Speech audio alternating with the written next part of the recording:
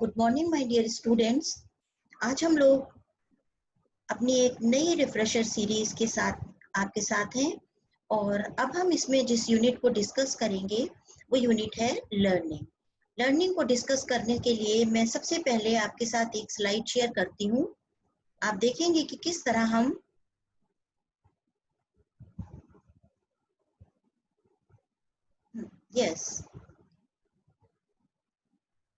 यहाँ हम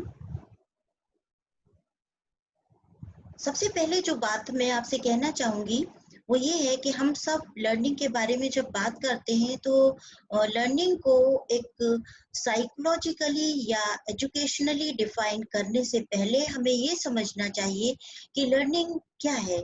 लर्निंग अगर हम इसको टेक्निकल टर्म में कहते हैं तो learning is an experiential process, एक अनुभवात्मक प्रक्रिया है। एक्सपीरियंशियल प्रोसेस मतलब जो कुछ हम आज कर रहे हैं वो जब हमारा रिजर्वॉयर बनकर कल हमारे बिहेवियर में हमें डायरेक्शन देता है, हमको गवर्न करता है और हमारे लिए हेल्पफुल होता है, दैट कॉग्निटिव और behavioural process is known as learning. तो पहली पॉइंट हमें क्या है, अगर हमसे पूछा जाता है कि learning is an experiential process, अगर आपके वाइवा में आपसे ये एक सेंटेंस में आपका एग्जामिनर आपसे सवाल करते हैं कि व्हाट इज लर्निंग, तो आपका जवाब होना चाहिए कि learning is an experiential process, एक अनुभवात्मक प्रोसेस है।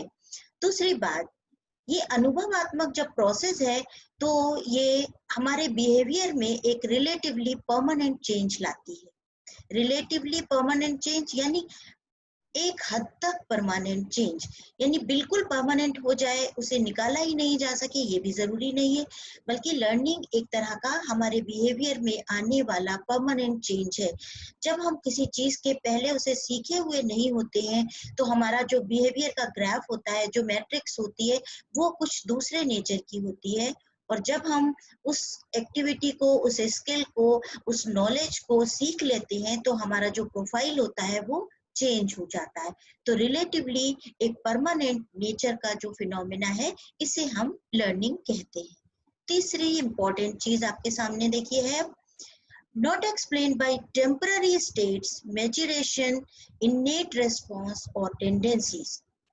यानी लर्निंग को हम जो टेम्पररी चेंजेस हैं वो नहीं कहेंगे, लर्निंग को हम जो मैच्योरेशन से होने वाले चेंजेस हैं उनको नहीं कहेंगे। लर्निंग एक स्टेट ऑफ पर्सनैलिटी, एक स्टेट ऑफ बिहेवियर, एक स्टेट ऑफ माइंड नहीं है। लर्निंग किसी तरह की टेंडेंसी नहीं है। तो आपने देखा चार चीजें, क्या चीज लर्निंग नहीं है। अगर आपका ये शॉर्ट आंसर में आपका क्वेश्चन आता है तो आप लिख सकते हैं कि learning is relatively a permanent change in behaviour, any kind of change which persist और विच last for a longer period of time comes under the condition or under the category of learning। इसी तरह से हम इसको और भी अगर थोड़ा सा और इलेबोरेट करें तो हम कहेंगे कोई भी ऐसा बिहेवियर जो किसी खास वक्त के लिए हो, किसी खास टेंडेंसी के तहत हो, किसी खास स्टेट अवस्था के तहत हो और वो परमानेंट ना हो, चाहे वो हमारी एज बढ़ने के साथ हो, चाहे वो हमारा एनवायरमेंट चेंज होने के साथ हो, उस बिहेवियर को हम लर्निंग की जो डेफिनेट कैटेगरी है उसके अंदर शामिल नहीं करेंगे। हम यहाँ आपके साथ स्टॉप करते हैं शेयरिंग और फिर मैं आपके साथ हूँ। अब हम देखते हैं कि लर्निंग के बारे में जो हमारे साइकोलॉजिस्ट हैं, जो फिलोसोफर्स हैं, वो हमारे लिए लर्निंग के बारे में उनके व्यू पॉइंट्स क्या है। अगर हम बेसिकली देखें तो जो लर्निंग के बारे में सबसे पहले हमें व्यू पॉइंट्स मिल रहे हैं वो एरिस्टोटल के मिलते हैं। हम लोगों ने लर्निंग के बारे में जब क्लासेस में पढ़ा था तो मैंने आपको एक बताया था कि एरिस्टोटल का कहना है कि हमारे ब्रेन में जो लर्निंग का फैकल्टी है वो आइडियाज के फॉर्म में होती है, यानी यूनिट्स जो लर्निंग के हैं, जो थिंकिंग के हैं, वो आइडियाज हैं। और when an idea comes it brings another idea. जब हमारे ब्रेन में कोई आइडिया आता है तो वो अपने पीछे किसी दूसरे आइडिया को भी लेकर आता है। ये एक प्रोसेस है जो एरिस्टोटल ने, या एक नेचर है लर्निंग का जो एरिस्टोटल ने अपने तौर पर हमारे सामने एक्सप्लेन किया है। अब इसी तरह से कुछ ब्रिटिश एसोसिएशनिस्ट भी हुए हैं जिनमें लॉक हैं, इन्होंने simple ideas and complex ideas के बारे में बताया है कि हमारे ब्रेन में कुछ सिंपल आइडियाज होते हैं, जो आइडियाज पैसिव आइडियाज होते हैं उन्हें हम सिंपल आइडियाज कहते हैं। लेकिन यही सिंपल आइडियाज जब इकट्ठे हो जाते हैं तो ये कॉम्प्लेक्स आइडिया की कैटेगरी में शामिल हो जाते हैं। और इसी तरह से ह्यूम ने भी दूसरी और तरह से इसको डिफाइन किया है, यानी ये आइडियाज हमारे या तो किन्हीं बेसिस पर, सिमिलैरिटीज के बेसिस पर एक साथ हो जाते हैं, यानी इनकी ग्रुपिंग हो जाती है। ये अगर टाइम के बेसिस पे एक जैसे मिलते जुलते हैं तो उनकी जो ब्लॉक बन जाता है वो टाइम के बेसिस पर बन जाता है। अगर वो स्पेस के बेसिस पर एक जैसे हैं तो स्पेस के बेसिस पर बन जाता है। अगर वो किसी खास नेचर, किसी खास लोगों से मिलते जुलते हैं, उनकी सिमिलैरिटी उनमें है, अगर किसी खास तरह के बिहेवियर से रिलेटेड है वो आइडियाज, तो वो एक जैसे हो जाते हैं। यानी यहाँ टाइम, स्पेस, नेचर और कहना चाहिए उनके जो टेंडेंसी है उनके आधार पर बनने वाले आइडियाज को हम अलग अलग ग्रुप्स में, अलग अलग कैटेगरीज में रख लेते हैं। अब अगर हम इनको एक स्लाइड में देखना चाहें तो आप देख सकते हैं कि हम कैसे इनको सामने लाएंगे आपके। ये मैंने स्लाइड आपके साथ शेयर की थी, अभी हम इससे आगे चल रहे हैं और ये दूसरी स्लाइड आपके सामने आएगी। लर्निंग क्या था ये हम लोग देख चुके हैं। अब नेक्स्ट स्लाइड जो हमारे सामने है, हम देखेंगे कि 3 limits on the basis of definition. Definition के बेसिस पे जैसा मैंने आपको बताया कि हमने 3 तरह की लिमिट्स कर ली हैं। The change that occurs during learning is potential for behavior that depends on other conditions. यानी जो भी हमारे बिहेवियर में चेंज होता है during learning period, during the process of learning, वो क्या चीज होती है? वो हमारा पोटेंशियल होता है। वो हमारे बिहेवियर में एक तरह का क्वालिटी, हमारे बिहेवियर में एक तरह की विशेषता, हमारे बिहेवियर में एक गुण के तौर पर डेवलप होता है। और इसको अगर हम कैटेगराइज कर लें कि लर्निंग, जो लर्निंग की प्रोसेस के दौरान हो रही होती है, एक्चुअली लर्निंग वो होती है। लर्निंग वो नहीं होती जो कुछ हम सीख रहे होते हैं, लर्निंग वो होती है जैसे हम सीख रहे होते हैं। तो जो प्रोसेस ऑफ लर्निंग है, अगर हमने वो लर्न कर लिया है तो it becomes a potential for our behaviour. Second thing क्या हम इसके लिए कहते हैं, learning is not always a permanent change. यानी लर्निंग हमेशा एक परमानेंट चेंज नहीं होता। यानी कोई चीज अगर हमने सीख ली है तो ऐसा नहीं है कि अब हम उसे हमेशा के लिए वो हमारे बिहेवियर का हिस्सा बन जाएगी, नहीं। फॉरगेटिंग अकर्स, हमारे हमेशा हमारे ब्रेन में जो लर्निंग है उसके साथ फॉरगेटिंग जुड़ा हुआ है। अगर हम लर्निंग के साथ, अभी हम जब आगे चलेंगे तो हम लर्निंग के कुछ और डायमेंशंस आपके सामने रखेंगे, कुछ और फीचर्स आपके सामने रखेंगे, तो आप देखेंगे कि कैसे ये हमारे बिहेवियर का परमानेंट फीचर नहीं होता या परमानेंट चेंज नहीं होता। और परमानेंट चेंज नहीं होता है तो उसके क्या कारण है, क्यों वो परमानेंट चेंज नहीं होता है। फिर हम देखते हैं, हाँ, what can be learn can be unlearn. यानी जो कुछ हमने सीखा है ऐसा नहीं है कि वो हम अनलर्न भी कर सकते हैं। बड़ा सिंपल सा उदाहरण मैं आपको यहाँ दूंगी। अगर ये स्लाइड जो मैंने आपके सामने बना दी है, सपोज मुझसे इसमें कोई एरर हो जाए, कोई मिस्टेक हो जाए, या जब हम लोग बोर्ड पर लिख रहे होते हैं तो कई बार ऐसा होता है कि हम लिख रहे होते हैं या हम बोल रहे होते हैं तो हमारे स्लिप ऑफ टंग से, हमारे फ्लो ऑफ थिंकिंग या फ्लो ऑफ आइडियाज से कोई इनअप्रोप्रिएट वर्ड हमारे कॉन्वर्सेशन में निकल जाता है, या ड्यूरिंग राइटिंग किसी वर्ड की स्पेलिंग एरर हो जाती है, या कोई वर्ड उस जगह पर नहीं आना चाहिए उसके बाद आना चाहिए, हम लिख देते हैं। तो हमारे पास जो एक चीज, एक डिवाइस मौजूद होती है कि हम फौरन, अगर क्लासरूम में होते हैं तो डस्टर से उसे रब कर देते हैं, अगर हम लैपटॉप पर या हम कंप्यूटर पर काम कर रहे होते हैं तो हमारे पास इरेज करने का ऑप्शन होता है, हम उसे कहीं ना कहीं उसे हटा देते हैं, उसे डिलीट कर देते हैं, उसको कट कर देते हैं और हम उसकी जगह पर अप्रोप्रिएट वर्ड ले आते हैं। कोई भी चीज आप देखें, ये सारी जो मैंने एग्जाम्पल्स दिए हैं, कुदरत ने बाय नेचर ह्यूमन बीइंग या अपने पूरे नेचर में ये सारे मैकेनिज्म छुपा के रखे हैं, जिनको हमने सीखा है, जिनको हमने नेचर से सीखा है। यानी हमने देखा कि ये हो सकता है, तो हम इसे आर्टिफिशियली भी कर सकते हैं। जो कुछ हम सीखते हैं उसे हम हटा भी सकते हैं।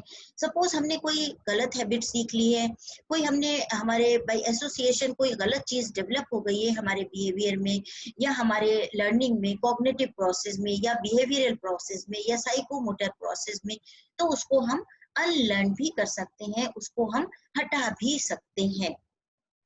जैसे कि changes also occurs for other reason, maturation and motivation। हमारे बिहेवियर में बहुत सारे परिवर्तन दो और कारण हैं जिनकी वजह से भी आते हैं। वो कारण क्या है? एक कारण, उसमें बहुत बड़ा कारण है मेच्योरेशन, यानी परिपक्वता। हम बड़े हो रहे होते हैं, हम आगे बढ़ रहे होते हैं, हम ग्रो कर रहे होते हैं, इंटेलेक्चुअली भी, फिजिकली भी, इमोशनली भी।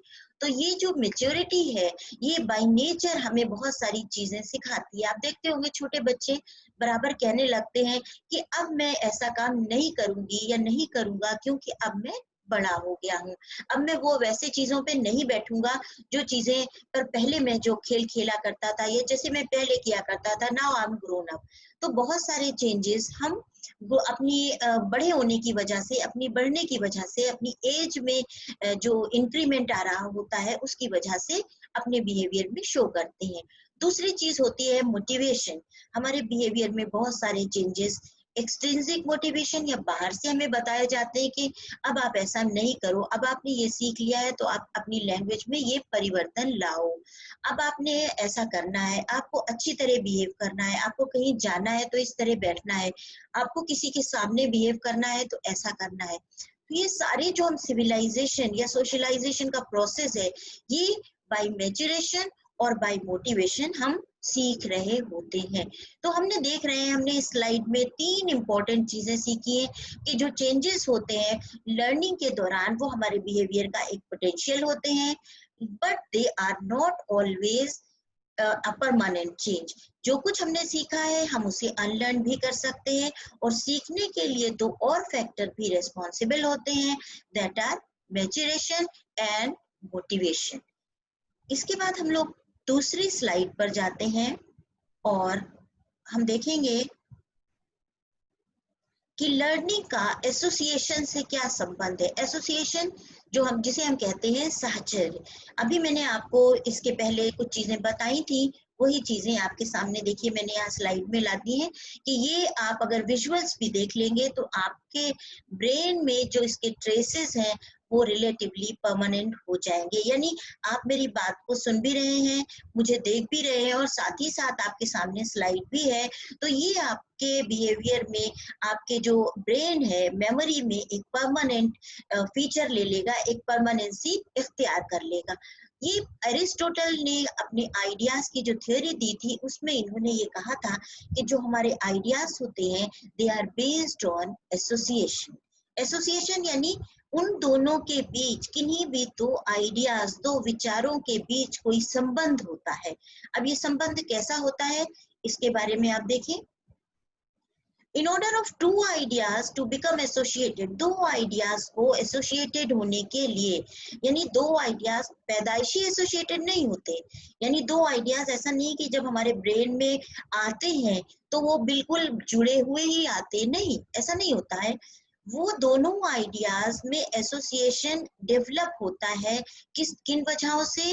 वो they must be pair together, किन्हीं वजहों के साथ वो आपस में एक पेयरिंग स्टेब्लिश कर लेते हैं, और वो पेयरिंग किन्हीं और वजहों से हो सकती है जिनको हम अभी आगे समझेंगे। अभी हम दूसरी स्लाइड आपके सामने ला रहे हैं। एक दूसरे ब्रिटिश एसोसिएशनिस्ट हैं लॉक। इन्होंने कहा कि जो हमारी थिंकिंग है वो 2 चीजें कंसिस्ट करती है। यानी क्या चीजें? Simple ideas. Simple ideas passive impression होते हैं जो हमारे सेंस ऑर्गन रिसीव करते हैं।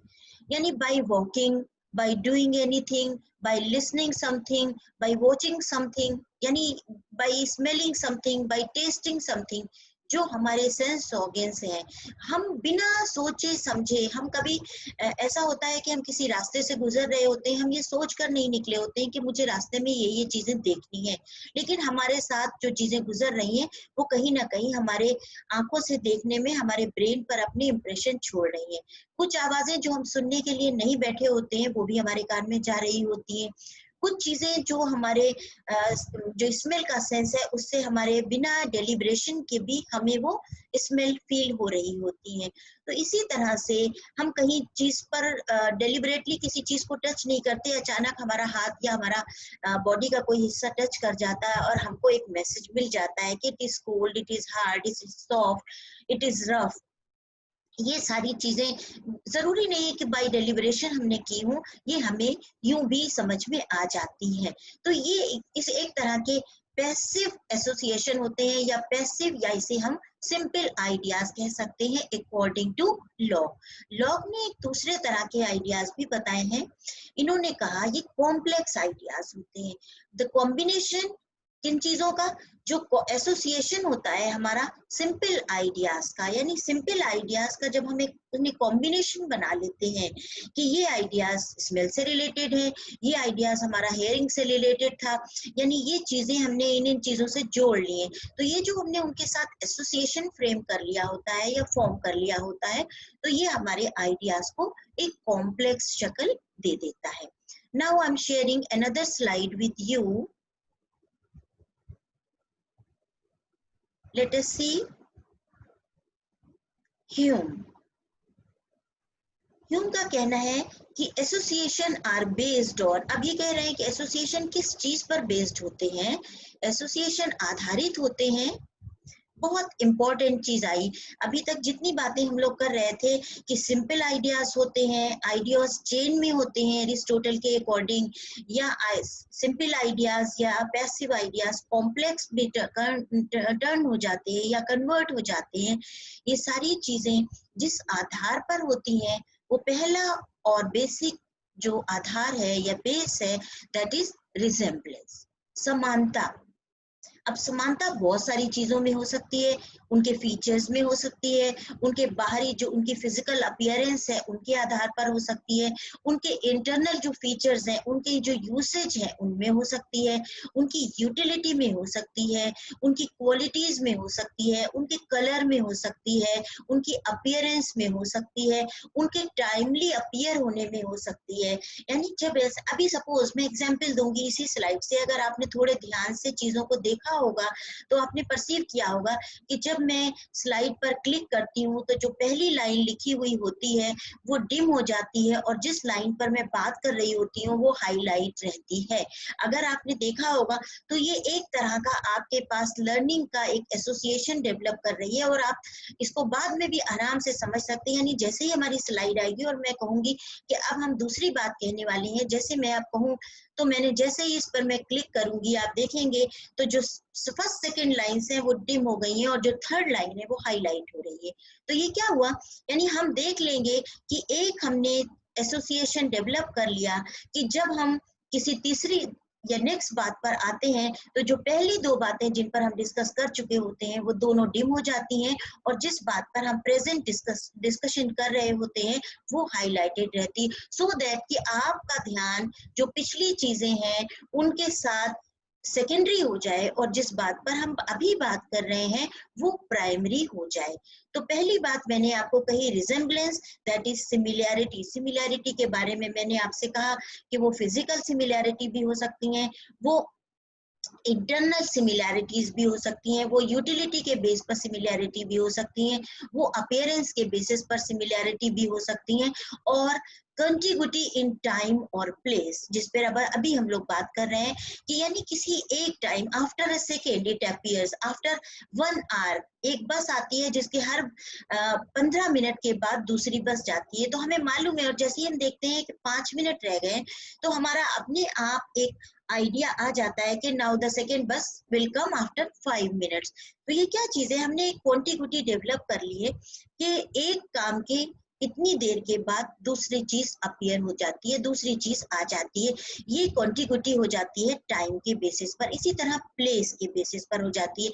आफ्टर ए किलोमीटर, 1 किलोमीटर के बाद ये एरिया आ जाता है, 2 किलोमीटर के बाद ये एरिया आ जाता है।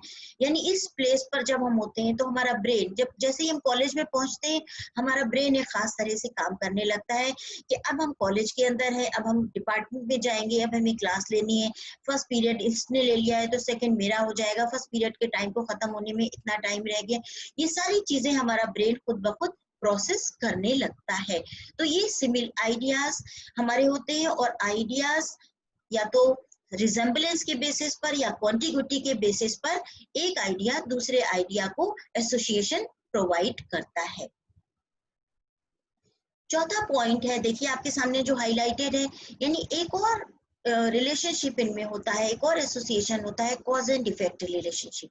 ठीक है, आप बच्चों को कहते हैं आप बहुत ज्यादा तेजी से बेटा दौड़ रहे हो, बहुत केयरफुल नहीं हो, यू विल गेट हर्ट, आप इतनी ऊंचाई से बराबर कूद रहे हो। यानी हमने एक कॉज एंड इफेक्ट हमने पिछली लाइफ में देखा है। पहली लाइन इस लेक्चर में मैंने कही थी कि लर्निंग क्या है, हमारे जो एक्सपीरियंशियल प्रोसेस है उसका रिजल्ट है। तो हमने बाय एक्सपीरियंस देखा है कि हम जब भी केयरफुल नहीं रहते हैं तो उसके नतीजे में कुछ नुकसान हमें उठाने पड़ते हैं। ये कॉज एंड इफेक्ट रिलेशनशिप बन गया है, ये हमारे बिहेवियर में एक परमानेंट प्लेस पा चुका है। तो हम कॉज एंड इफेक्ट रिलेशनशिप के बेसिस पर भी आइडियाज को या थिंकिंग को या फैक्ट्स को एसोसिएशन देते हैं। अब नेक्स्ट इन्हीं 4 चीजों के बेसिस पर हम लोग देखेंगे कि लर्निंग को हमने कुछ और तरह से एक्सप्लेन करने की कोशिश किया है। इन्हीं 4 रूल्स को हमने, पहला रूल जो हमने लिया है वो लॉ ऑफ सिमिलैरिटी है, यानी समानता के आधार पर कुछ कानून बनाए गए हैं हमारे सीखने के लिए। How we can learn by simplicity और without putting any serious effort, हम बहुत सिंपल तरीके से कैसे सीख सकते हैं सिमिलैरिटी के बेसिस पर। आप देख रहे हैं हमारे पास कि अगर हम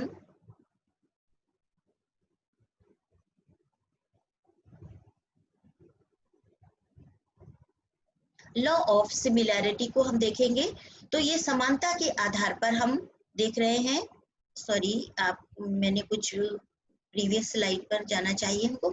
लॉ ऑफ सिमिलैरिटी यानी जो चीजें हम देख रहे हैं उनमें अगर कोई सिमिलैरिटी होगी तो हम उन चीजों को बहुत आसानी के साथ और बहुत जल्दी सीख लेंगे।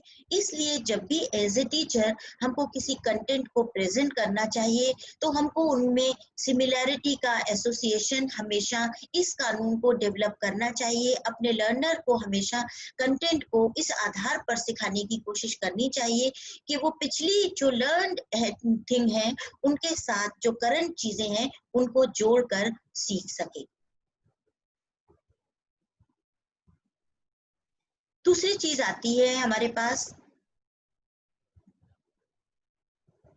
Law of frequency. हम अगर जो चीजें हमने सिखा दी हैं उन चीजों को अगर हम बार बार रिपीट करते रहेंगे उनकी फ्रीक्वेंसी बार बार आती रहेगी। यानी एक चीज के बाद अगर हमें मालूम है कि 1 2 3 4 5 6 7 8 9 10 11 12 हम जल्दी जल्दी अगर गिनते हैं, अगर बच्चे को हम लर्न कराते हैं तो 1 के बाद उसे हमेशा रिदमिक लेवल पर सिखाना शुरू करते हैं कि जल्दी से वो काउंट करना सीख ले। रिवर्स काउंटिंग, अवर्स काउंटिंग इसीलिए कराते हैं कि इनके बीच में, नंबर्स के बीच में एक एसोसिएशन डेवलप हो जाए और जब हम एक नंबर काउंट कर लें तो फौरन उसके बाद दूसरा नंबर काउंट कर लें। और साइकोलॉजी में जो लर्निंग का के फीचर्स हैं या जो लर्निंग की रिसर्चेज हैं उनमें पाया गया है कि जो हमें फर्स्ट 6 तक स्टेप्स होते हैं ये हमें बहुत अच्छी तरह याद हो जाते हैं और 7 8 पर आकर हम कहीं ना कहीं थोड़ी हिंड्रेंस डेवलप होती है, वहीं पर हमको ज्यादा रिपीटिशन, ज्यादा फ्रीक्वेंसी अप्लाई करने की जरूरत होती है। अब हम देखते हैं नेक्स्ट, हम स्लाइड पर चलते हैं। Law of contrast. Law of contrast क्या चीज है? The experience or recall of one object will elicit the recall of positive things. जब हम देखते हैं कि एक रिकॉल जो है किसी ऑब्जेक्ट का, वो उसके ऑपोजिट चीज के रिकॉल को कहीं ना कहीं प्रमोट करता है। सपोज जैसे हम चीजों को सिखाएं, हम कहेंगे मून, फौरन हमारे पास हमारे ब्रेन में जो एक इमेज आएगी वो आएगी सन की। जैसे ही मैं कहूंगी ईस्ट, हमारे पास रिकॉल आएगा उसका ऑपोजिट वेस्ट। हम कहेंगे नॉर्थ, तो ऑपोजिट हमारे पास रिकॉल आएगा साउथ। तो एक्सपीरियंस के बेसिस पर हमने देखा है कि हमारे जो ऑब्जेक्ट होते हैं, जो कंट्रास्ट ऑब्जेक्ट्स होते हैं, उनका रिकॉल बहुत इजी होता है, ज्यादातर उससे होता है। जैसे ही हम कहेंगे पॉजिटिव नेगेटिव, हम कहेंगे शार्प ब्लंट, हम कहेंगे फ्लावर, आप कहेंगे लीफ। तो ये सारी चीजें जो है एक लॉ ऑफ कंट्रास्ट भी हमारे साथ काम करता है। यानी लर्निंग में हम लॉ ऑफ सिमिलैरिटी और हम उसके साथ लॉ ऑफ कंट्रास्ट को भी इस्तेमाल कर सकते हैं अगर हम और अच्छी तरह से लर्न कराना चाहते हैं। दूसरा, फोर्थ नंबर पर जो लॉ आ रहा है वो है लॉ ऑफ कंटिग्यूटी। लॉ ऑफ कंटिग्यूटी जिसे हमने पहले देखा है कि ये टाइम और स्पेस में, यानी चीजें अगर हमारे एक खास टाइम गैप के बाद आ रही हैं तो वो हमें ज्यादा देर तक याद रहती हैं। जैसे कि द एक्सपीरियंस और recall of one object will elicit the recall of things that were originally experienced along with that object। जैसे कि आपने देखा कि जैसे लॉ लिखा हुआ है, लॉ ऑफ कंट्रास्ट लिखा था, उसके फौरन बाद जो आपके पास कंटेंट आया, जैसे ही मैं कहूँ लॉ ऑफ कंटिग्यूटी है, ये क्या होता है, तो आपके पास फौरन एक विंडो आपके ब्रेन ने ये बात अपने आप सामने आ जाएगी कि अब यहाँ पर एक कोई चीज आने वाली होगी जो हमें ये एक्सप्लेन कर रही होगी कि what does law of contiguity means. तो लॉ ऑफ कंटिग्यूटी का मतलब ही ये है कि जब एक चीज के बाद फौरन ही कोई दूसरी चीज अपीयर होती है, एक घटना के फौरन बाद दूसरी घटना आती है, तो हमारा ब्रेन इस बात के लिए एंटीसिपेट करने लगता है कि ये हुआ है तो इसके फौरन बाद ये होना चाहिए। तो लर्निंग में हमें इस तरह से चीजों को प्रेजेंट करना चाहिए अपने लर्नर के सामने कि वो चीजों के बीच में एक लॉ ऑफ कॉन्टिग्यूटी स्टैब्लिश कर ले। अगर ये लॉ ऑफ कॉन्टिग्यूटी स्टैब्लिश हो जाता है विद इफेक्ट, प्रभाव के साथ, तो हमारा लर्नर बहुत अच्छी तरह से इन चीजों को सीख लेता है।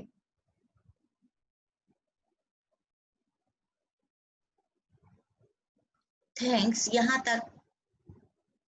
यहाँ हम लोगों ने देखा कि हमने लर्निंग के नेचर को समझा कि लर्निंग क्या है। लर्निंग एक एक्सपीरियंशियल प्रोसेस है। लर्निंग एक एक्सपीरियंशियल प्रोसेस है जो हमारे बिहेवियर का एक पोटेंशियल फॉर्म करता है, हमारे बिहेवियर में हमारे एक रिजर्वायर के तौर पर काम करता है। बट ये हमारे बिहेवियर में होने वाला टेम्पररी या स्टैटिक चेंज नहीं है, बाय मैच्योरेशन होने वाला चेंज नहीं है, बाय मोटिवेशनल लाया जाने वाला चेंज नहीं है, बल्कि रिलेटिवली एक परमानेंट चेंज है। लेकिन परमानेंट चेंज भी उस नेचर का है कि what we learn we can unlearn also. ये अनलर्न की जो पॉलिसी है, ये ज्यादातर हम जब कोई गलत चीज या कोई एरोनियस चीज लर्न कर लेते हैं तो हमारे बिहेवियर में करेक्शन का एक ऑप्शन कुदरत ने रखा है जिसके आधार पर हम उसे सीख लेते हैं, या जो चीज हमारी सोसाइटी में हमारे आने वाले टाइम में हमारे लिए कम यूटिलिटी की हो जाती है, उसे हम अनलर्न कर लेते हैं। लर्निंग में एसोसिएशन किस तरह से संबंधित है, इसमें एरिस्टोटल के क्या आइडियाज हैं, इसमें लॉक ने किस तरह इनको दो टर्म में डिफाइन किया है, सिंपल एंड कॉम्प्लेक्स आइडियाज में। इसी तरह से ह्यूम ने किस तरह कहा है कि जो आइडियाज हमारे पास एसोसिएशन के फॉर्म पे डेवलप होते हैं उनमें रिजेम्बलेंस वर्क करता है, उनमें टाइम की कॉन्टिग्यूटी वर्क करती है। इसको हमने 4 लॉज में अलग से आपके सामने प्रेजेंट किया है, लॉ ऑफ सिमिलैरिटी के बेसिस पर, लॉ ऑफ कंट्रास्ट के बेसिस पर, लॉ ऑफ कॉन्टिग्यूटी के बेसिस पर, और हमने इसको लॉ ऑफ फ्रीक्वेंसी के बेसिस पर, इनको हमने आपके सामने एक्सप्लेन किया है। तो अगर आपके पास कोई क्वेश्चन आता है जो आपका डिटेल क्वेश्चन है कि लर्निंग का नेचर क्या है, लर्निंग को हम कैसे डिफाइन कर सकते हैं, तो ये आपका कंप्लीट लेक्चर उसके लिए आंसर के लिए तैयार कर सकते हैं। अगर शॉर्ट आंसर में आपको लिखना है what do you understand by learning, तो आप इसको दे सकते हैं what are the basic laws of learning, तो ये चारों लॉज आप दे सकते हैं। एरिस्टोटल, लॉक और ह्यूम के क्या आइडियाज अगर पूछे जाते हैं तब भी आप उन 4 लॉज के साथ इस चीज को कंप्लीट कर सकते हैं। तो ये आपका एक रिफ्रेशर था, बहुत शॉर्ट पे मैंने इसको एक्सप्लेन किया है। आई होप कि आप लोग इसको अच्छी तरह से सुनेंगे और अपने एग्जामिनेशन के लिए इसको हेल्पफुल बनाएंगे। Okay, thank you.